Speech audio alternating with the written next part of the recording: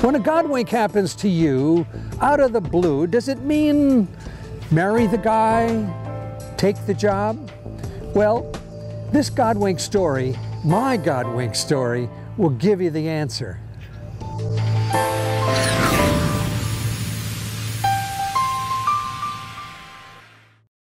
The first time I ever saw Louise, she burst on stage at Madison Square Garden. She had a green face, a long nose, and it had a wart on it. If she were here, she'd say I've since had that removed. You see, at the time, I was the head of ABC Children's Television. And a few weeks later, we were doing a TV show and we needed a comedian.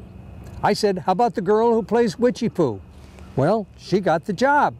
She thought that that was her big break in television. As far as I was concerned, I was just saying, how about the girl who played Witchy Poo? Well, we kind of stayed in touch over the years. 25 years went by. I was no longer married, but I was in New York to pick up my brain-injured son to take him to Canada for a trip. At the last minute, the trip was mysteriously canceled. So I said, why don't we go to a Broadway show? Looked in the paper, and there was one called Dream Stuff, starring Louise Duarte. Well, my son was thrilled he might meet the actress. We went to the show. I sent my card back. We went for coffee afterwards.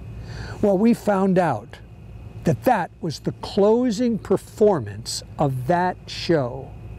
And my trip to Canada had been mysteriously canceled. That's what happens when God winks at you and divinely aligns you to the path that He wants you to be on.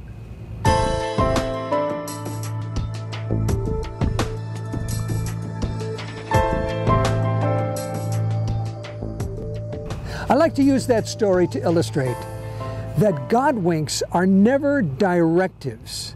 They are only messages of reassurance in our life. Hey kid, I'm thinking of you. You're not alone. I'm Squire Louise. Don't forget to send me your Godwink stories.